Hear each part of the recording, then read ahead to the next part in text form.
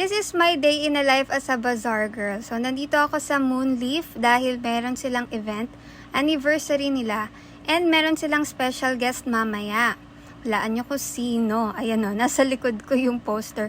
Si Maki. Ano siya, TikTok famous siya and singer siya. So, syempre, dapat maganda tayo. Ito ay isang mini tutorial of my daily look. So, yan, mag-conceal tayo, then magkilay. Dahil nawala ko na naman yung pangkilay ko at ito yung favorite kong pangkilay from Careline. Ayan, napabili na naman ako. Maganda siya kasi meron siyang spoolie na kasama.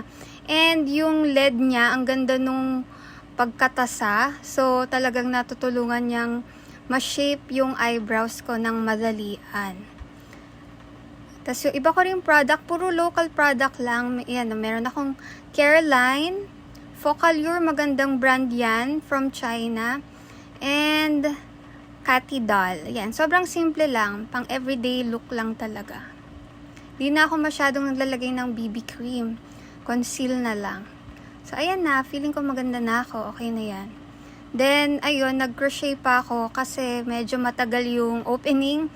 Nag-aayos pa sila sa labas. So, ayan, mga 11 o'clock na set up ko na. Nasa tapat kami ng Moonleaf nung time na yan. Nung kinahapunan, grabe yung lakas ng ulan. Kaya minove yung pwesto ko. Nabasa yung iba kong products. Grabe. Pero ayan, naging okay naman din. Nakakainis nga eh. Pagtapos umulan, ayan, umaraw din agad. O, diba? And then, nung hapon, nag-start na yung event. Nag-start sa, kanta-kantahan. Ayan yung kapartner ko at saka yung bago kong friend. Kumanta din. Siyempre, kung maganda rin yung boses ko, no? Kumanta na ako.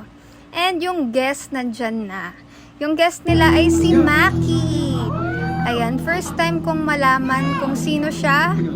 Ayan, kung kilala nyo siya, ayan, oh, nakita ko siya in person. O, diba? Worth it naman.